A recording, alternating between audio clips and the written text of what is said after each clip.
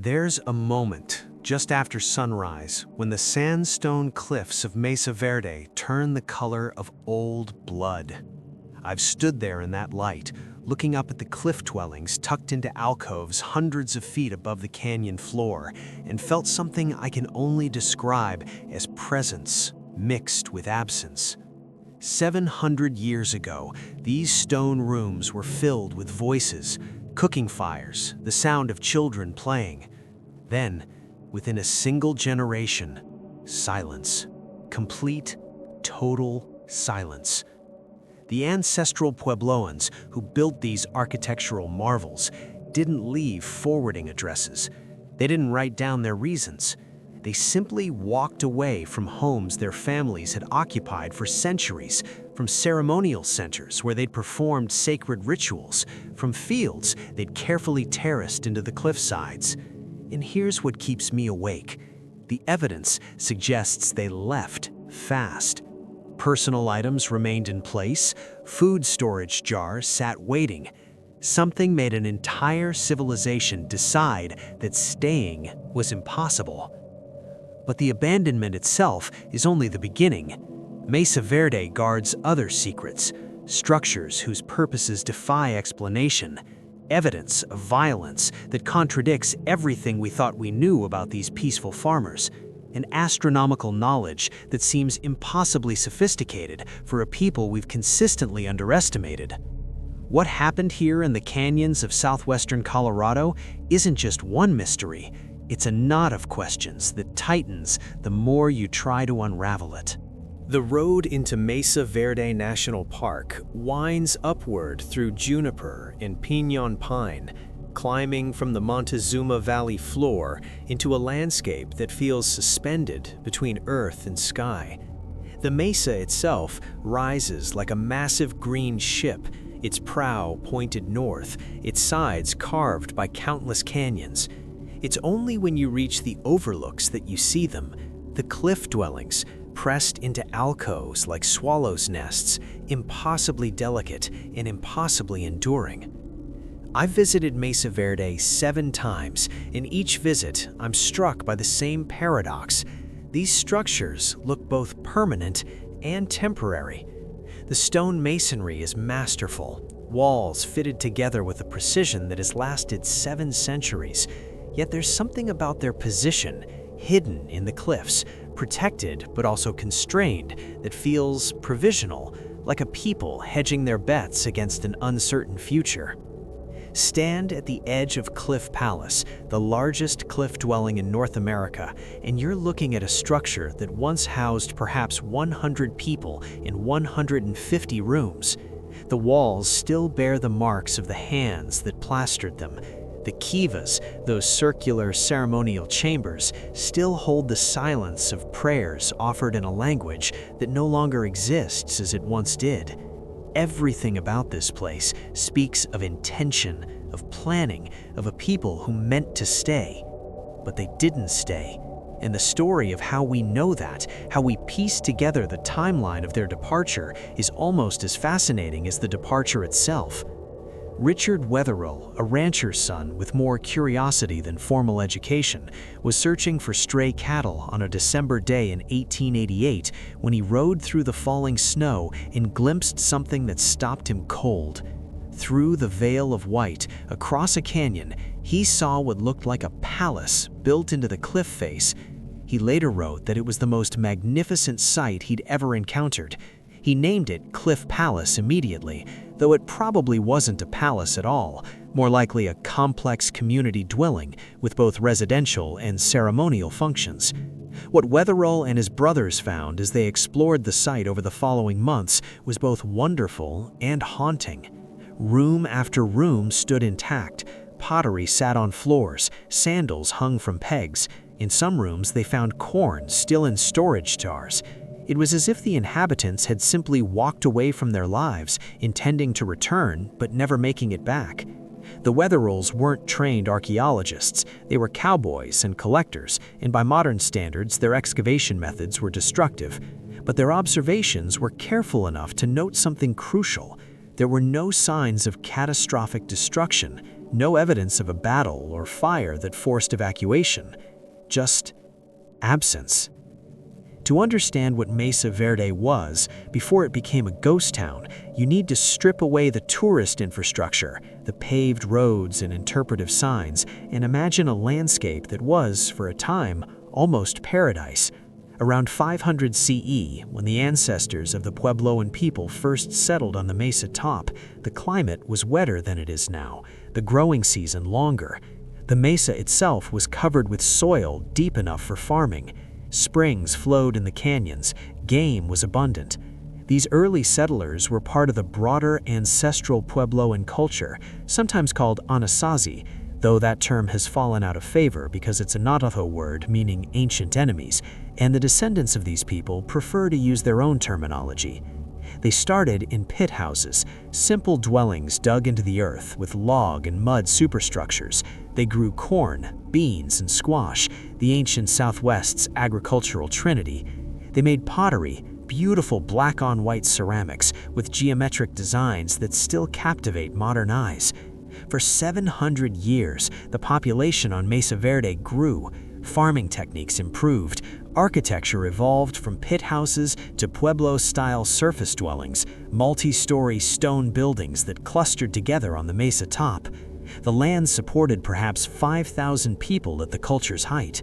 They built roads connecting communities. They established trade networks that brought macaw feathers from Mexico, shells from the Pacific, turquoise from distant mines.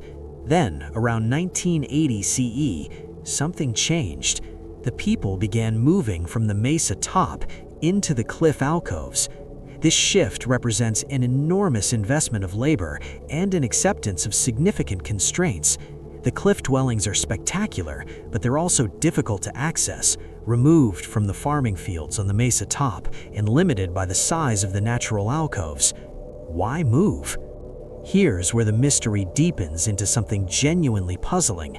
The cliff dwellings were occupied for less than a century, roughly 1990 to 1300 CE. Think about that.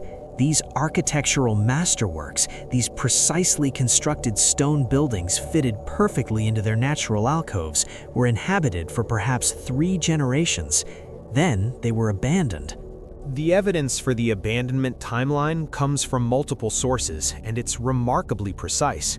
Tree ring dating, dendrochronology, allows researchers to determine exactly when wooden beams were cut. The last beams used in construction at Mesa Verde date to the late 1270s and early 1280s. Pottery styles also provide dating evidence. The final ceramic styles at Mesa Verde appear nowhere in the archaeological record after about 1300 CE. Radiocarbon dating of organic materials confirms the timeline. By 1300, Mesa Verde was empty. But here's what makes this truly mysterious. The departure appears to have been rapid but organized. This wasn't panic. There's no evidence of a mass disaster, no earthquake damage, no fire that consumed multiple dwellings, no bodies suggesting plague or warfare. Instead, the evidence suggests people deliberately left, taking what they could carry and leaving what they couldn't.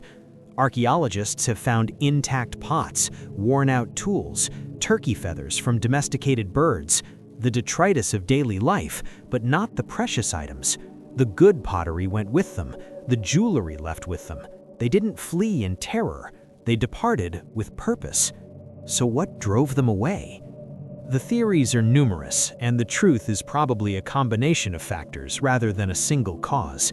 The most widely accepted explanation involves climate change, specifically a devastating drought that struck the region starting around 1275 CE and lasted more than 2 decades.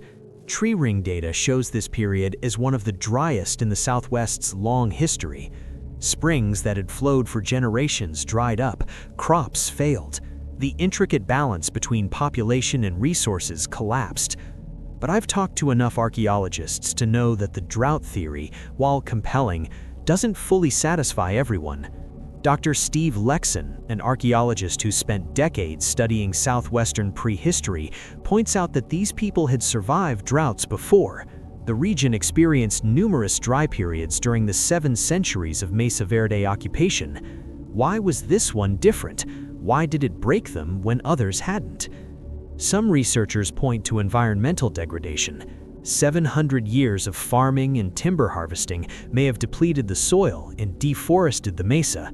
Without trees to hold soil in place, erosion would have accelerated. Depleted soil would produce smaller harvests even in good years.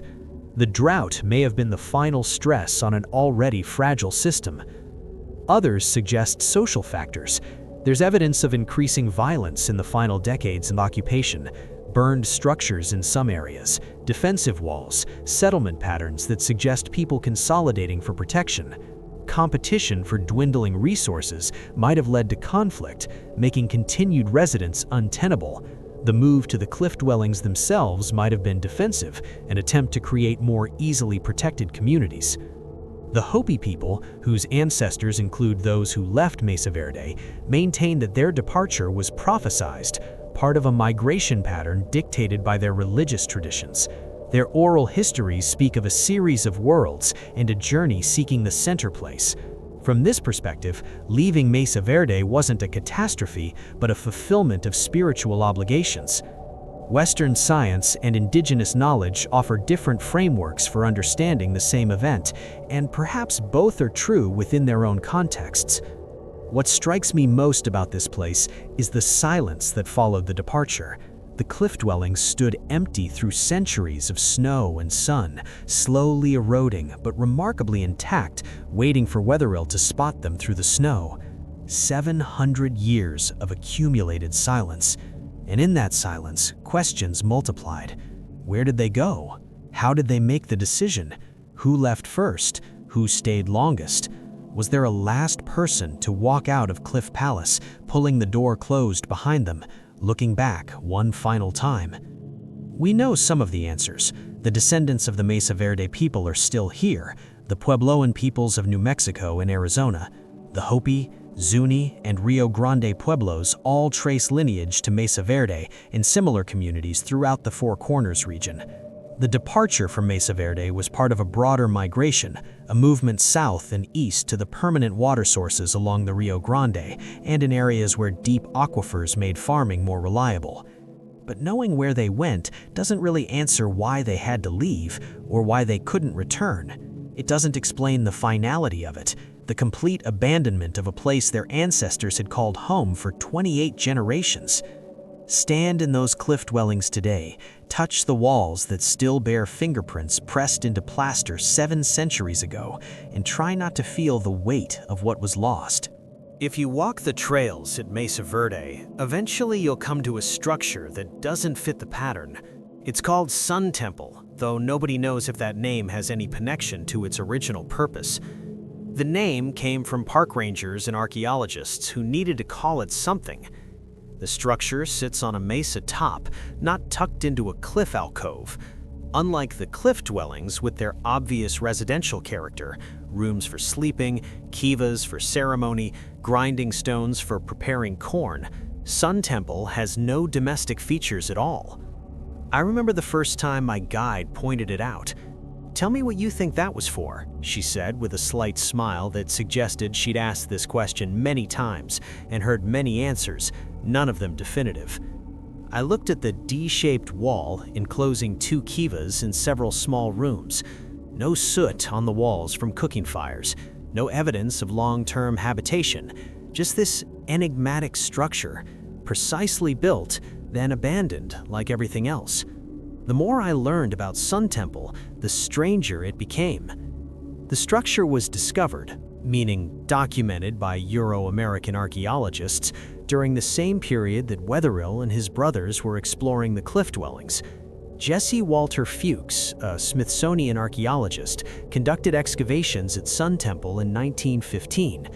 What he found was architecturally sophisticated, but functionally baffling. The walls were built with exceptional care, using large, carefully shaped stones. The orientation was precise, the layout symmetrical, yet the building was clearly unfinished. Let me be specific about this. Sun Temple has walls that stand 6 to 8 feet high in places, but they show no evidence of ever having risen higher. There are no beam sockets for roof supports, no doorways in the walls. The only access would have been through the roof. The two kivas within the enclosure were constructed, but never fully finished. One had been plastered, the other hadn't. It's as if work stopped suddenly, mid-project. Fuchs was certain the structure had ceremonial importance. His field notes describe it as a temple, and the name stuck. But here's the question that haunted him and every researcher since: ceremonial for what, and why abandon it before completion? To understand why Sun Temple is so puzzling, you need to know what we do understand about other Mesa Verde structures. The cliff dwellings follow comprehensible patterns. Residential rooms are rectangular, small, designed for sleeping and storage. Kivas are circular, underground or semi-underground ceremonial chambers with standard features: a fire pit, a ventilation shaft, a sipapu, a small hole in the floor representing the place where ancestors emerged from the previous world, and a bench around the circumference. These patterns repeat because they served known functions. We see similar structures in occupied pueblos today, maintaining traditions that reach back centuries. Sun Temple doesn't follow those patterns. The D shape is unusual, not unknown, but rare. The double kiva arrangement within a single enclosing wall is peculiar. The complete absence of residential features, combined with the structure's size and obvious importance, suggests this was something special, set apart from daily life. But special how? When Sun Temple was built, tree ring dating places construction in the late 1200s during the final decades of Mesa Verde occupation. The climate was deteriorating. The Great Drought was beginning or had already begun. Resources were scarce, yet the builders dedicated enormous labor to this non-residential structure. Why invest precious resources in a building you don't intend to live in, especially in hard times? One theory suggests Sun Temple was meant as a ceremonial center for the entire Mesa Verde community, a place where religious leaders would gather for rituals too important or too sacred for the individual village kivas. The D shape and the orientation, the structure faces southeast, might relate to solar observations or alignments with specific celestial events. Fuchs noted the careful orientation and suspected astronomical significance, though he couldn't prove it with the tools available in 1915. Modern researchers have brought new technologies to bear on the question. Archaeoastronomy, the study of how ancient people understood and used celestial phenomena, has revealed that many ancestral Puebloan structures align with solar and lunar events. Solstice and equinox observations were crucial for agricultural timing. The Puebloan calendar was based on careful observation of the sun's position on the horizon throughout the year. Some researchers have suggested that Sun Temple's orientation might align with the winter solstice sunset or the summer solstice sunrise. The idea is plausible. The builders of Mesa Verde were sophisticated astronomers. We have evidence of this from other sites. But here's the frustrating part. We can measure the alignments, but we can't know for certain if they were intentional or what they meant to the builders. The structure could align with a dozen different celestial events, depending on which wall or feature you measure from and which point on the horizon you measure to. Another theory posits that Sun Temple was never meant to be finished. Some Puebloan religious practices involve creating something sacred through the act of building rather than through the completed structure. The process is the ritual. If that's the case, the unfinished state isn't a mystery at all. It's the point. The work itself was the offering or the prayer. But I'll be honest, that explanation feels incomplete to me. The scale of Sun Temple, the precision of its construction, the dedication of resources during a period of scarcity, it all suggests something more tangible was intended. People don't typically invest that much labor in pure symbolism when they're struggling to survive. There's a darker theory, and it's harder to dismiss than I'd like. What if Sun Temple was a response to crisis? What if it represents a desperate attempt to propitiate gods or spirits, to restore balance through grand gesture?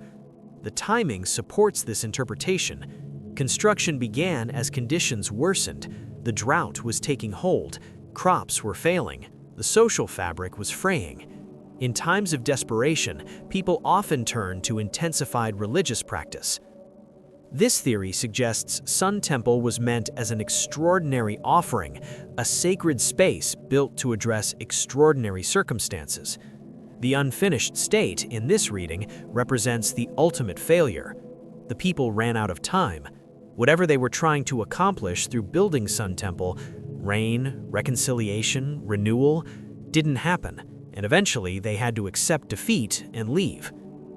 I've talked to Hopi consultants who visit Mesa Verde, and they're cautious about speaking too specifically about structures like Sun Temple. There's a tension between archaeological inquiry and cultural privacy. Some knowledge is meant to be held within the communities, not shared with outsiders. One elder told me, very gently, that some things at Mesa Verde are not for everyone to know.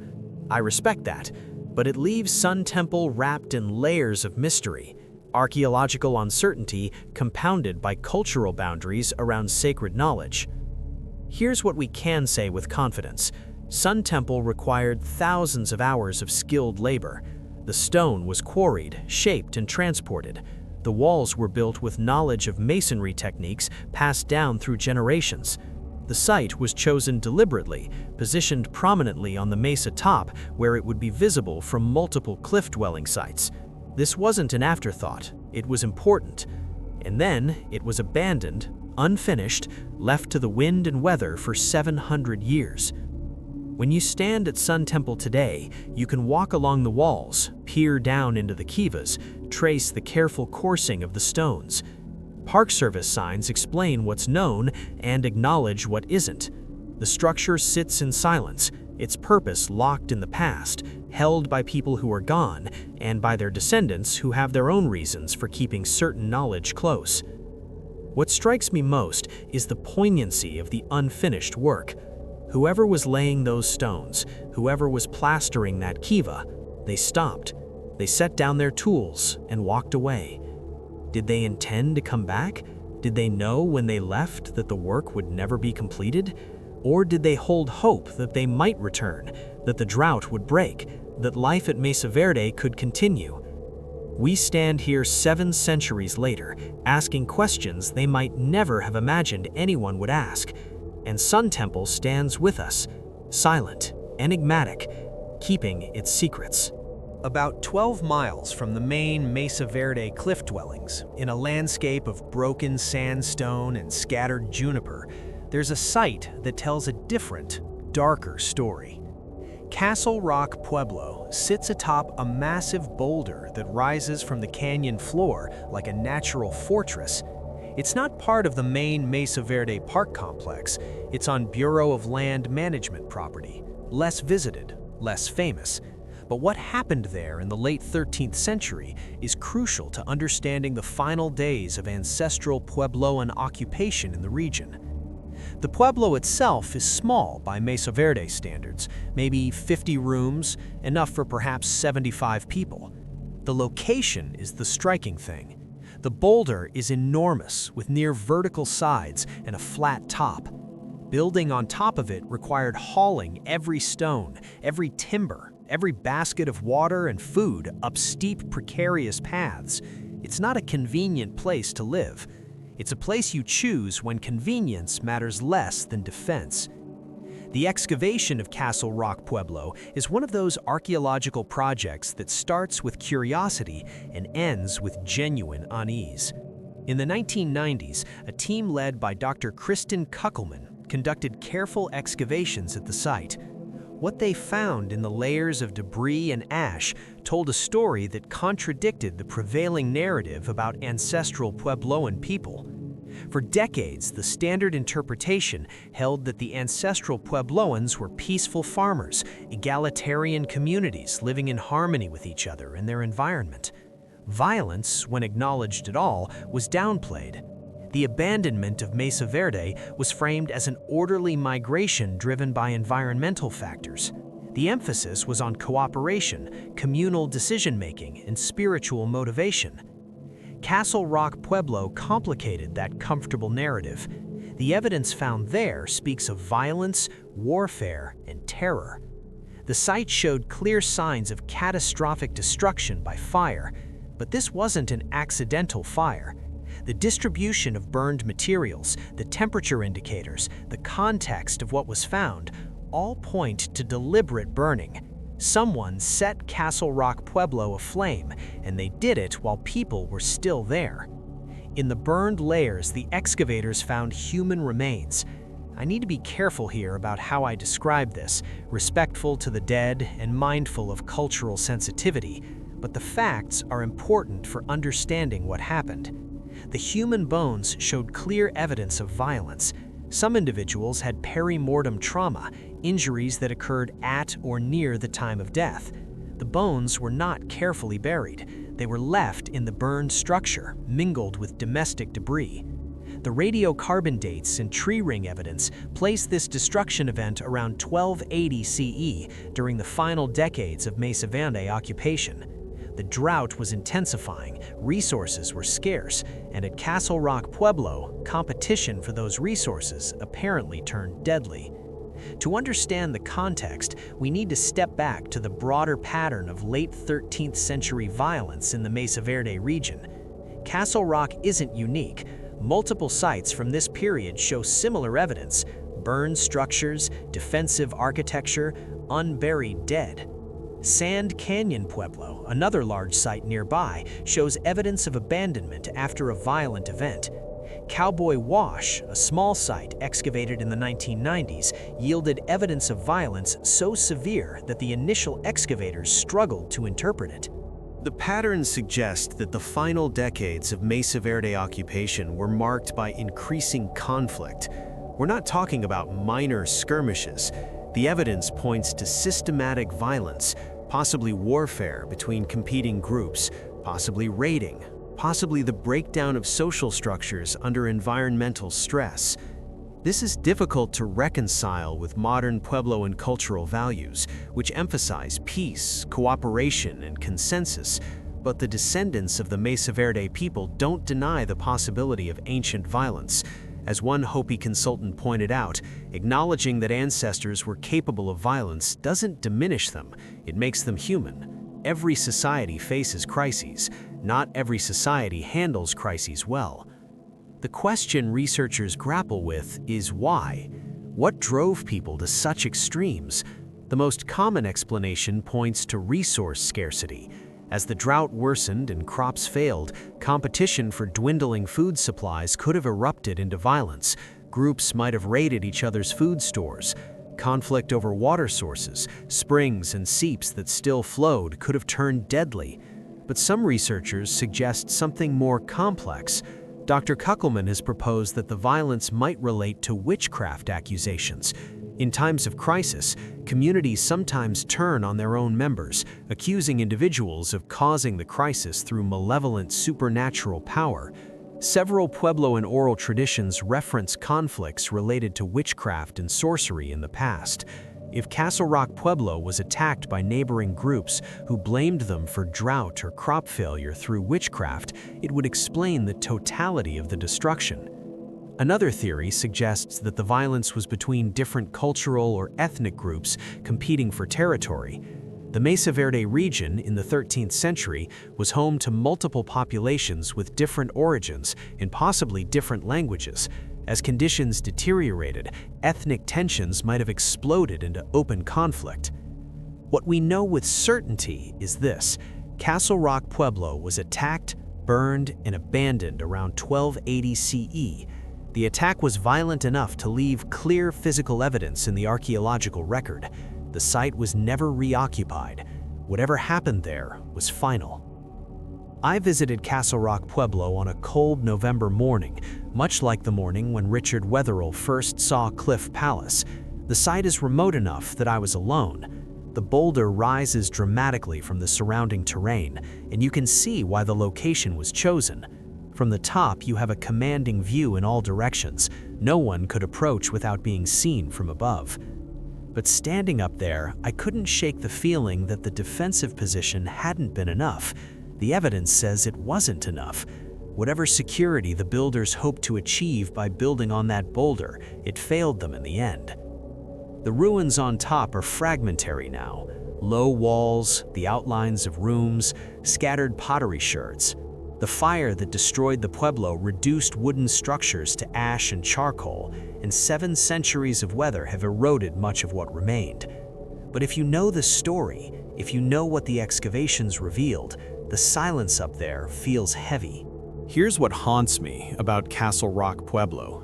It represents individual people caught in catastrophic circumstances. The statistics and dates create scholarly distance, evidence of perimortem trauma, abandonment circa 1280 CE. But the reality is that real people died there, probably terrified, almost certainly knowing they were about to die. Families were destroyed, a community was annihilated, and the people who attacked Castle Rock Pueblo, they were desperate too. People don't engage in that level of violence casually. They were driven to it by circumstances we can only partially reconstruct. The drought, the hunger, the fear, the breakdown of whatever social mechanisms normally kept violence in check, all of it converged in that place at that moment with devastating results. The evidence from Castle Rock and similar sites has forced archaeologists to revise their understanding of ancestral Puebloan society. The peaceful farmer narrative was always too simple, more projection than reality. Real human societies are complex, capable of both cooperation and conflict, peace and violence. The people of Mesa Verde were no different. What role this violence played in the final abandonment is still debated. Did the conflict drive people away? Was it a symptom of social collapse that was happening anyway? Or was it a tragic but ultimately minor element in a larger story of environmental crisis and cultural transformation? My own feeling is that the violence and the abandonment are inseparable. When a society's resource base collapses, when the rains fail and the springs dry up, every social institution comes under strain. Trust erodes, competition intensifies. The mechanisms that maintain peace, kinship networks, trade relationships, religious obligations, all weaken. Violence becomes more likely, even between groups that previously coexisted peacefully. Castle Rock Pueblo is evidence that the end of Mesa Verde wasn't peaceful or easy. It was traumatic. People suffered. People died. The survivors carried those experiences with them when they migrated south and east, carried the memories of what they'd endured and witnessed. The site stands now as both memorial and warning, a reminder that civilizations are fragile, that cooperation can collapse, that environmental stress can push human societies to terrible extremes. 700 years later, standing on that boulder in the thin November sunlight, it's impossible not to think about our own environmental challenges, our own resource pressures, our own capacity for both resilience and violence. There's a question that doesn't get asked often enough about Mesa Verde. How did they know? How did farmers living in stone buildings 7 centuries ago, without written language, without telescopes, without any of the tools we associate with scientific observation, develop such sophisticated understanding of celestial mechanics? The evidence is everywhere once you start looking. Kivas, those circular ceremonial chambers that appear in every ancestral Puebloan settlement, aren't randomly oriented. Many align with specific solar events. Some have features that create light and shadow effects during solstices or equinoxes. The architecture incorporates astronomical knowledge so precise that modern researchers with computers and surveying equipment are still working out the full complexity of what the ancient builders achieved. This isn't speculation, it's measurable, documented, increasingly clear as we develop better tools for archaeoastronomical analysis. And it's genuinely mysterious because the level of knowledge required to build these alignments represents observations spanning generations, mathematical calculations preserved without writing, and a worldview that seamlessly integrated sky and earth. Let me tell you about a specific kiva. It's in one of the cliff dwellings, tucked into an alcove that gets morning sun. I won't name exactly which one, not to be coy, but because part of the Park Service's responsibility is managing access to fragile sites. But this kiva has a feature that stops me every time I see it. During winter solstice, a shaft of sunlight enters through a small opening positioned high on the alcove wall. The light travels across the kiva floor and illuminates a specific petroglyph carved into the bench, a spiral design that might represent the sun's journey or the cycle of seasons. The alignment is too precise to be accidental. Someone 700 years ago understood exactly where the sun would be on the shortest day of the year and designed architecture to mark it. Think about what that requires. You need to observe the sun's position over an entire year, noting where it rises and sets each day. You need to recognize the pattern that the sunrise and sunset positions shift along the horizon in a regular cycle. You need to identify the turning points, the solstices, when the sun reaches its northernmost and southernmost positions and reverses direction. And then you need to design a building that captures and marks those specific moments.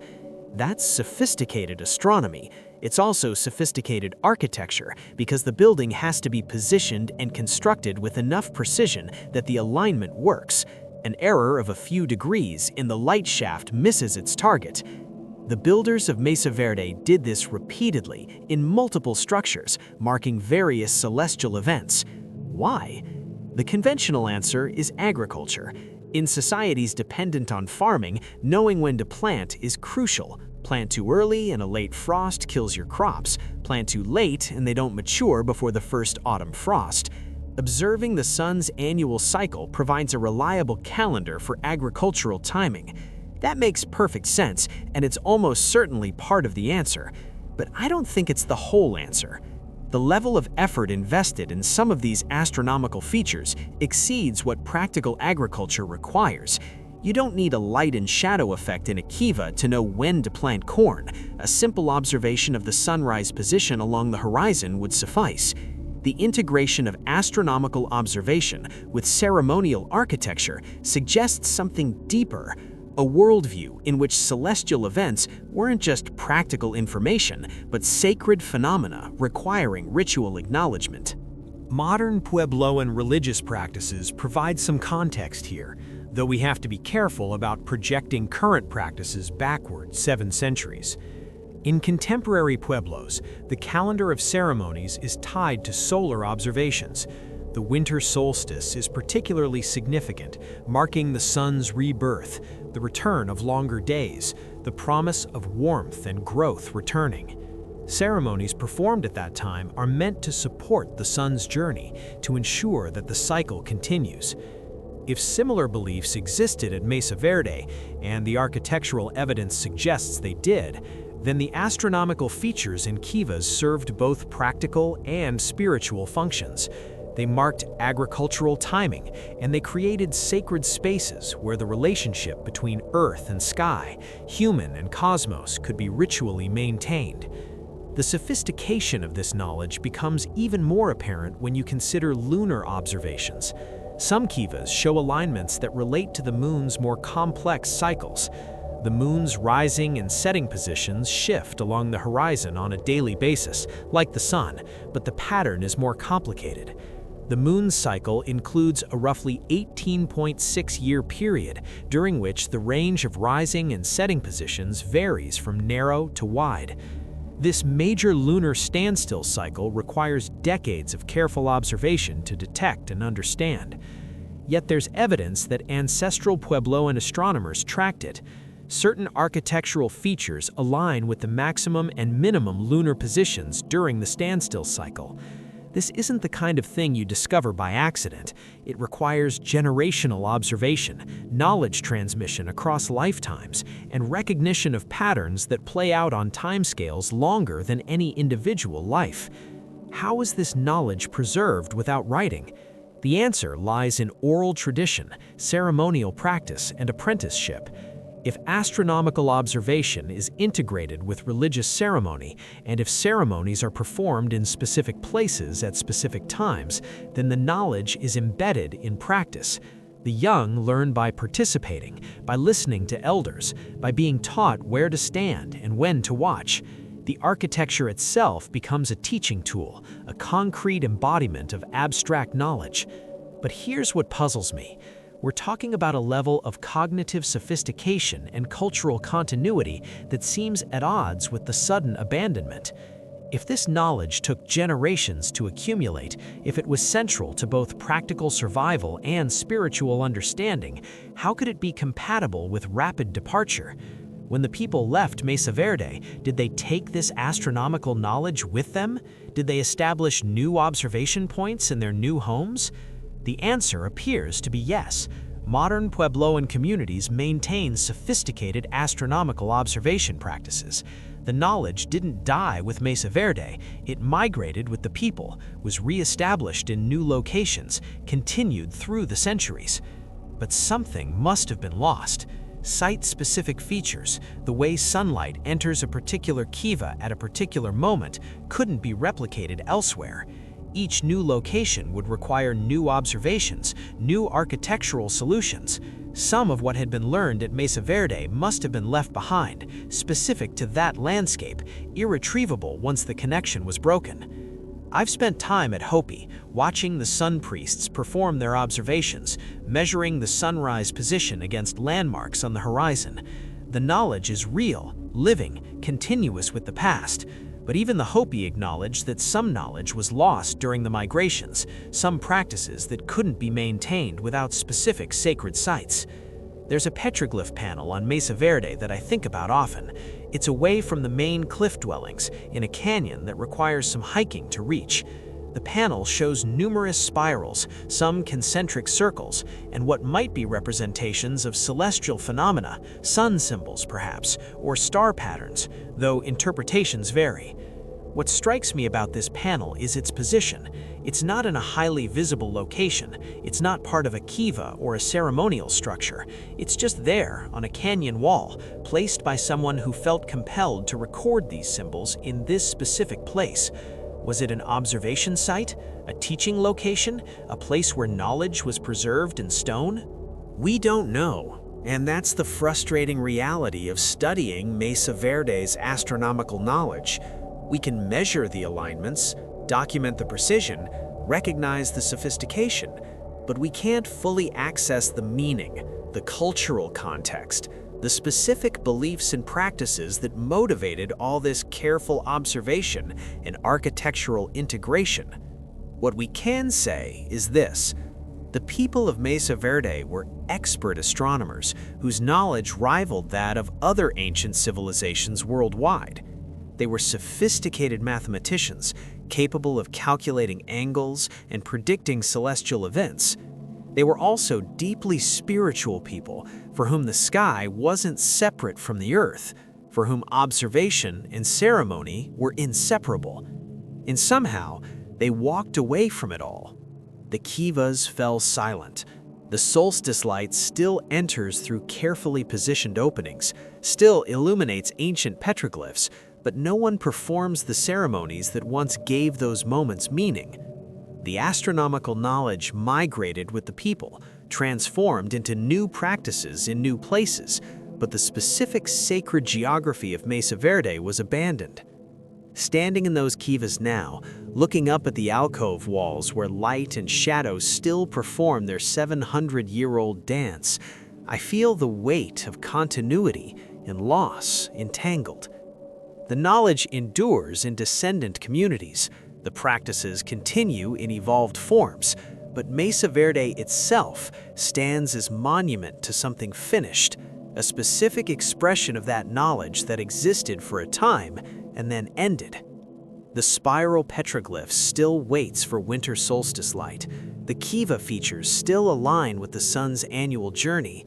The knowledge built into stone remains readable for those with tools to measure it. But the people who built these astronomical instruments of stone and shadow are gone, and with them went the specific sounds of their ceremonies, the exact words of their prayers, the particular understanding of cosmos that made Mesa Verde not just a home, but a sacred landscape aligned with the heavens.